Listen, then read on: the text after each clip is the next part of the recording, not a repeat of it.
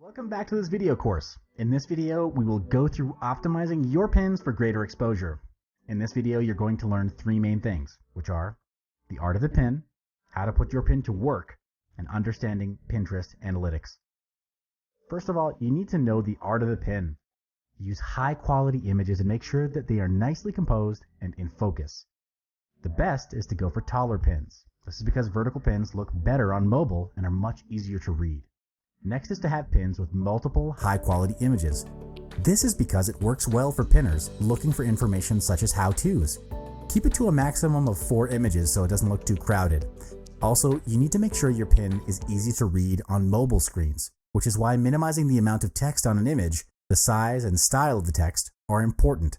Every pin should have a description that informs. The best descriptions are the ones that are positive and help people to imagine what they might do with the pin while also providing value-adding information.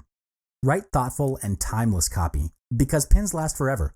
So you need to avoid descriptions that have timed promotional information. To encourage more pinning, you've got to make it easy to pin from your website and emails. This is because the more people that pin or repin your content, the more discoverable it becomes.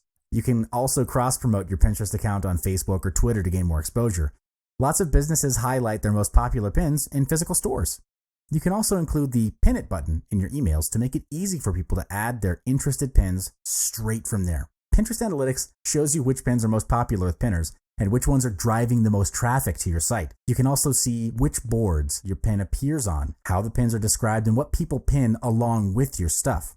All these insights are important, as it will help you to make smarter choices about your merchandising, product development, and marketing strategy. At the top of each analytics page, there's a graph that lets you see how things are trending over time, changes to your pinning strategy or website that will affect your Pinterest activity, seasonal trends that map to the activity on your profile. You're able to change your view by filter and sort your analytics to get more detailed views. Use the date picker to see the data for a specific time period. You can also sort your analytics by impressions, repins, clicks, and all time. Plus, you're able to use the All Apps menu to see analytics for different devices. Export data to look at trends and ratios between impressions, repins, and clicks. For example, it may help to see why a higher percentage of people are clicking on one pin over another. In order to save your data as a CSV file, click Export Data at the top of the page. Profile Analytics give you a look at the pin's condition from your profile, and it's best to switch between views in order to see the pins with the most impressions, repins, and clicks.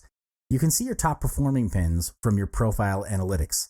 First one would be pins with high impressions, which means that people are actively looking for that particular content. You should continue adding similar pins to reach more prospects on Pinterest. Next are pins with high repins, which indicates that the content is interesting enough to share and save. In this case, pinning similar content from your website or other relevant sources to keep inspiring your audience is highly recommended. Pins with high clicks means that people want to know more about, take action, or buy that content. Add pins for similar things from your website to boost more referral traffic from Pinterest to your site. The all-time report is based on all data Pinterest has from the beginning of your account. This includes an assortment of metrics, and the first one would be your all-time most repinned pins. This will help you understand the content that your follower is most interested in sharing and saving. The second one would be best in search. These are highly ranked pins in search. You're able to improve the search quality rankings of your pins by writing clear and quality descriptions, using rich pins to categorize your pins, and making sure your entire pin links to useful websites. The last one is power pins. These are all-time high engagement pins, which is a combination of likes, comments, and sends. It helps you understand which of your pins have the most interaction of all time, which you can use to boost the value of your content.